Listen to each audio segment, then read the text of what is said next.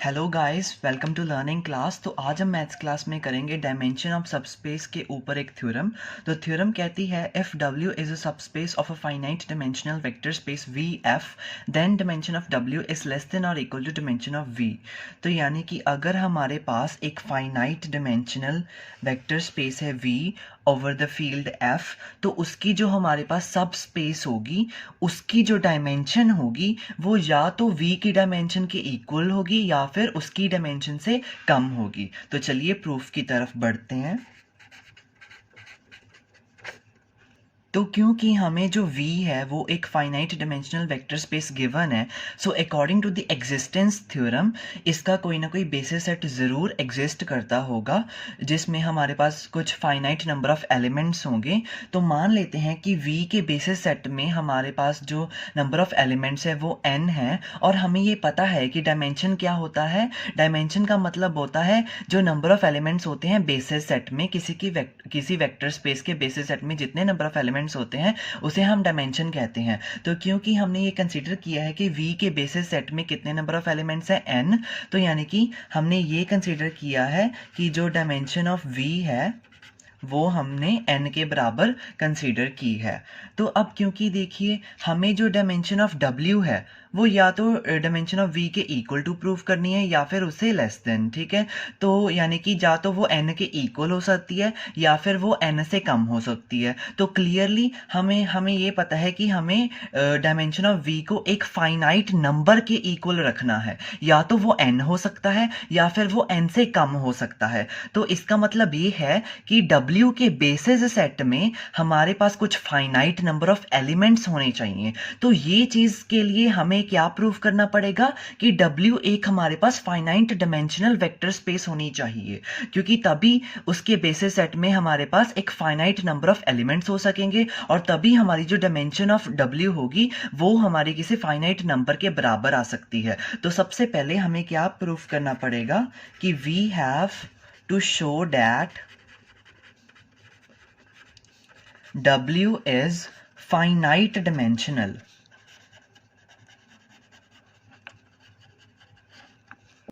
तो W को finite dimensional proof करने के लिए मान लेते हैं कि जो W है वो फाइनाइट डिमेंशनल नहीं है, ताकि हम कॉन्ट्राडिक्शन के मेथड से ये चीज़ प्रूफ कर सकें। तो if possible suppose W is not finite dimensional. तो यानी कि अब जो W का बेसिस सेट होगा उसमें हमारे पास फाइनाइट नंबर ऑफ एलिमेंट्स नहीं होंगे, इन्फिनाइट नंबर ऑफ एलिमेंट्स होंगे। तो मान लेते हैं कि B1 जो है वो एक तरह बेसिस सेट है, be an infinite basis of W। तो B1 को हमने क्या कंसिडर किया है, W का बेसिस सेट। तो वो हमारे पास क्या होगा, इन्फिनाइट सेट होगा जिसमें हमारे पास इन्फिनाइट नंबर ऑफ एलिमेंट्स होंगे, क्योंकि हमने W को नॉट फाइनाइट डिमेंशनल यानी कि एक तरह से इन्फिनाइट डिमेंशनल वेक्टर स्पेस माना है। तो क्योंकि हमें ये पता है कि किसी भी वेक्टर स्पेस का जो बेसिस सेट होता है वो एक लीनियरली इंडिपेंडेंट सेट होता है, तो हम ये भी कह सकते हैं कि ये जो हमारे पास B1 बेसिस है W का वो क्या होगा, एक लीनियरली इंडिपेंडेंट सेट होगा इन W। तो क्योंकि हमारे पास W क्या है, सब स्पेस है किसकी, V की।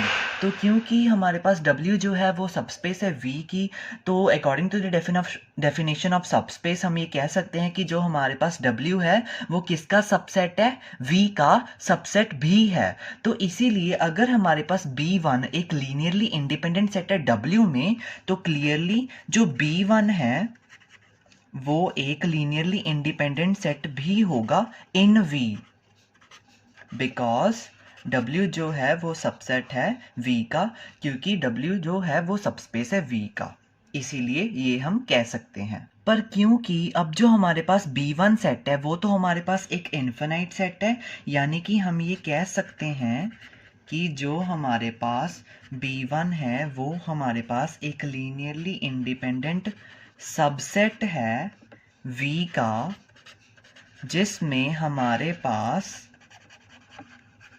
n से ज़्यादा एलिमेंट्स हैं।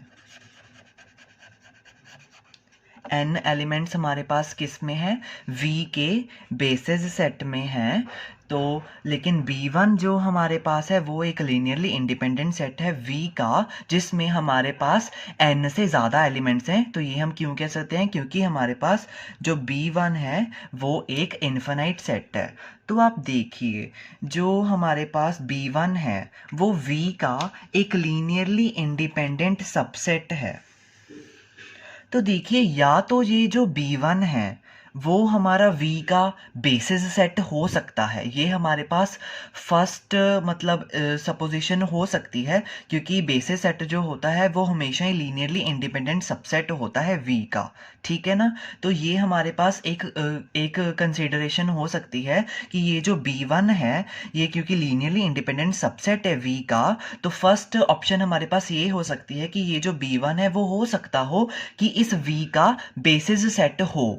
और यदि ये नहीं है, ठीक है, यानी कि B1 हमारे पास एक लीनियरली इंडिपेंडेंट सबसेट है V का, बट B1 हमारे पास बेसिस सेट नहीं है, तो बाय यूजिंग एक्सटेंशन थ्योरम को यूज करके हम B1 को V के बेसिस सेट तक एक्सटेंड कर सकते हैं। Only these are the two things that we can consider with this given thing that B1 is a linearly independent subset of V। तो या तो B1 जो है वो बेसिस सेट हो सकता है V का, या फिर B1 को हम V के बेसिस सेट तक एक्सटेंड कर सकते हैं। तो दोनों ही केसेस में हमारा जो B1 होगा उसमें हमारे पास कितने नंबर ऑफ एलिमेंट्स होने चाहिए, n एलिमेंट्स होने चाहिए, क्योंकि V के बेसिस सेट में हमारे पास कितने एलिमेंट्स होने चाहिए, n, ठीक है। तो अगर तो B1 पहले से ही हमारे पास बेसिस है तो उसमें हमारे पास n एलिमेंट्स होने चाहिए, और अगर हम उसको बेसिस तक एक्सटेंड भी करेंगे तब भी फिर हमारे पास उसमें n नंबर ऑफ एलिमेंट्स ही होने चाहिए। पर हमारे पास B1 में कितने नंबर ऑफ एलिमेंट्स हैं, मोर देन n एलिमेंट्स, यानी कि ये हमारे पास लीनियरली इंडिपेंडेंट सबसेट वाली कंडीशन जो है वो कॉन्ट्राडिक्ट कर रहा है, और हमें यहाँ से पता चल रहा है कि B1 जो है वो किसी भी हालत में लीनियरली इंडिपेंडेंट सबसेट नहीं हो सकता है V का, क्योंकि अगर ये लीनियरली इंडिपेंडेंट सबसेट होता तो इसमें हमारे पास n नंबर ऑफ एलिमेंट्स होने चाहिए थे, पर क्योंकि इसमें हमारे पास मोर देन n एलिमेंट्स हैं तो हम ये कह सकते हैं कि हमारे पास जो B1 है वो एक लीनियरली डिपेंडेंट सेट है। तो ये हमारे पास क्या बन रही है, कॉन्ट्राडिक्शन, क्योंकि हमने तो क्या माना था कि ये जो हमारे पास B1 है वो एक बेसिस सेट होगा, इन्फिनाइट बेसिस ऑफ W। तो क्योंकि बेसिस तो हमेशा ही लीनियरली इंडिपेंडेंट सेट होता है, और यहाँ पर हमारे पास B1 लीनियरली डिपेंडेंट सेट आ गया है, तो क्लियरली ये हमारे पास क्या हो रही है, कॉन्ट्राडिक्शन हो रही है। तो इससे हम ये कह सकते हैं कि हम B1 को W का इन्फिनाइट बेसिस नहीं मान सकते हैं। यानी कि अगर हम अब देखिए, अगर हम B1 को इन्फिनाइट बेसिस नहीं मान सकते हैं तो ये हमारे पास कब पॉसिबल हो सकता है, सिर्फ और सिर्फ एक ही कंडीशन पर, जब हमारे पास B1 जो है वो एक फाइनाइट बेसिस होगा W का, है ना। तभी ये चीज पॉसिबल है कि B1 इन्फिनाइट बेसिस नहीं हो सकता है W का, जब हमारे पास B1 जो है वो फाइनाइट बेसिस होगा W का। और ये चीज हमारे पास तभी पॉसिबल है जब हमारे पास जो W है वो फाइनाइट डिमेंशनल हो, क्योंकि अगर हमारे पास W जो फाइनाइट डिमेंशनल वेक्टर स्पेस होगा तभी हमारे उसके बेसिस सेट में फाइनाइट नंबर ऑफ एलिमेंट्स होंगे, यानी कि तभी हमारा जो B1 है हम उसको फिर फाइनाइट बेसिस कह सकते हैं। तो क्लियरली हमने ये जो सपोज किया था कि W फाइनाइट डिमेंशनल नहीं है, ये हमारा कॉन्ट्राडिक्शन हो रहा है। तो क्लियरली हम ये इसको ऐसे नहीं लिख सकते हैं, यानी कि हमने W को फाइनाइट डिमेंशनल ही मानना पड़ेगा। यानी कि मानना क्या पड़ेगा, यानी कि हमने ये प्रूफ एक तरह से कर दिया है कि W जो है वो हमारे पास एक फाइनाइट डिमेंशनल वेक्टर स्पेस है। तो यानी कि जब हम अब हमने सपोज किया था कि हमारे पास W जो है वो फाइनाइट डिमेंशनल नहीं है, वो हमारी जो सपोजिशन है वो गलत है, और हमारे पास W जो है वो फाइनाइट डिमेंशनल आ गया है। तो क्योंकि अब हमारा जो W है वो एक फाइनाइट डिमेंशनल वेक्टर स्पेस है, तो हम कह सकते हैं कि इसकी जो डायमेंशन होगी वो एक किसी फाइनाइट नंबर के बराबर आएगी। तो हम उसे ये लेट कर लेते हैं कि हमारे पास जो डायमेंशन ऑफ W है वो P के बराबर है। तो P हमारे पास एक फाइनाइट नंबर है, यानी कि W के बेसिस सेट में हमारे पास P नंबर ऑफ एलिमेंट्स जो हैं वो मौजूद हैं। तो ये हम ऐसे लेट कर सकते हैं। तो अब देखिए हमने प्रूफ क्या करना था, हमने प्रूफ करना था कि डायमेंशन ऑफ जो W होगी वो किसके लेस देन और इक्वल टू होगी, डायमेंशन ऑफ V के। तो डायमेंशन ऑफ W को हमने क्या सपोज किया है, P, और डायमेंशन ऑफ जो V है वो किसके बराबर है, N। तो clearly this means that we have to show that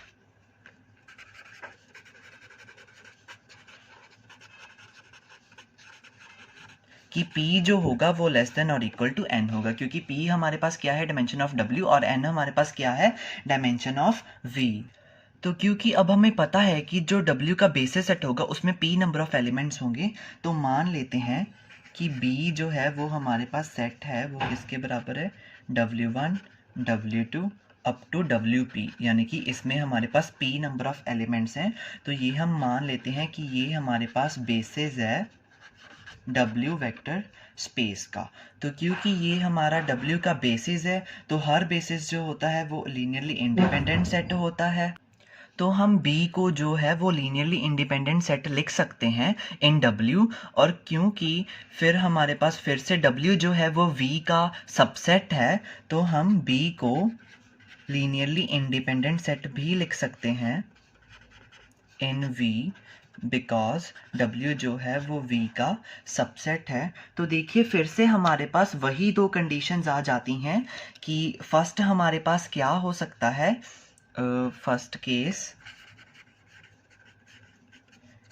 कि B जो है वो क्योंकि लीनियरली इंडिपेंडेंट सेट है V में, ठीक है। तो हमें एक तरह से वो एक सेट किस में है, V में, तो यानी कि एक तरह से B जो है वो लीनियरली इंडिपेंडेंट सबसेट ही हो गया V का। तो फर्स्ट कंडीशन ये हो सकती है कि जो B हो वो बेसिस हो V का। तो क्योंकि जो B है वो बेसिस है B का, यानी कि B will contain n elements, क्योंकि हमारे पास V के बेसिस सेट में कितने नंबर ऑफ एलिमेंट्स हैं, n, ये हमने माना हुआ है, ठीक है।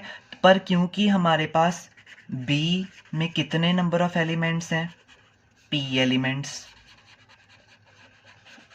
तो हम ये कह सकते हैं कि हमारा जो P है वो n के बराबर आ सकता है। तो एटलीस्ट हमने ये तो प्रूफ कर दिया है कि P इक्वल टू n जो है वो हो सकता है। अब हमारे पास दूसरी जो है दूसरा केस वो क्या बनता था, डेट वी कैन एक्सटेंड, हम B को V के बेसिस सेट तक एक्सटेंड कर सकते हैं, ठीक है।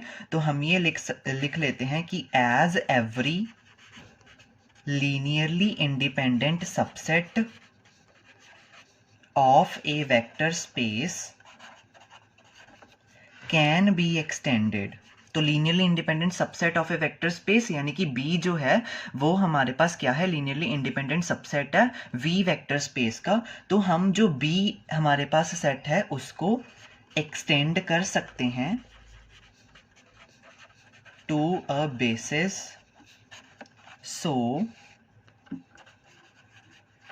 There exists a basis S of V such that कि जो B होगा वो हमारा किसका सबसेट होगा, S का। तो देखिए ये हमारा एक्सटेंशन थ्योरम से आया है, हमने एक्सटेंशन थ्योरम यूज़ की है, तो उससे हम ये कह सकते हैं कि अगर कोई भी हमारे पास लीनियरली इंडिपेंडेंट सबसेट हो V वेक्टर स्पेस का, तो हम उसको बेसिस सेट तक एक्सटेंड कर सकते हैं। तो उसके अकॉर्डिंगली हम जो हमारे पास B जो है, B हमारे पास जो लीनियरली इंडिपेंडेंट सबसेट है, हम उसको एक्सटेंड कर सकते हैं बेसिस सेट तक, यानी कि हमारे पास एक S जो है वो हमारा बेसिस एग्जिस्ट करेगा V का, कि सच डेट हमारे पास जो B होगा, जो हमारा लीनियरली इंडिपेंडेंट सबसेट था, वो हमारा किसका सबसेट होगा, S सबसेट होगा, यानी कि जो हमारे पास V का बेसिस है। तो ये हमारा जो है एक्सटेंशन थ्योरम से हमारे पास आया है। तो क्योंकि अब देखिए हमारा जो B है वो सबसेट है S का, तो हम ये कह सकते हैं कि हमारे पास जो नंबर ऑफ एलिमेंट्स होंगे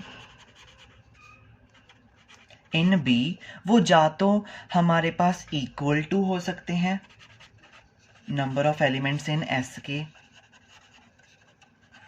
या फिर वो हमारा लेस देन भी हो सकते हैं, क्योंकि जो B है वो सबसेट है S का, तो या तो B में जितने एलिमेंट्स होंगे उतने ही S में होंगे, या फिर B में जितने एलिमेंट्स होंगे वो S के एलिमेंट्स से कम हो सकते हैं। तो क्लियरली अब हमें ये पता है कि हमारे पास B में कितने एलिमेंट्स हैं, P नंबर ऑफ एलिमेंट्स। तो ये हमने यहाँ पर किया था के, और अब हमारे पास S में कितने एलिमेंट्स हैं, क्योंकि S को अब हमने बेसिस प्रूफ कर दिया है V का, और V के बेसिस सेट में कितने एलिमेंट्स हैं, N। तो क्लियरली ये जो है ये हमने लेस देन और इक्वल टू दोनों सिचुएशंस जो हैं वो इसमें प्रूफ कर दी हैं। तो क्लियरली अब जो हमारा P था वो हमारा क्या था, डायमेंशन ऑफ W, और जो N था वो क्या था, डायमेंशन ऑफ V। तो जो हमने प्रूफ करना था वो हमारा प्रूफ हो गया है। होप सो कि आप सबको अच्छे से समझ में आ गया होगा ये थ्योरम। अगर कुछ भी नहीं पता है then you can ask me in the comment section. Thank you very much.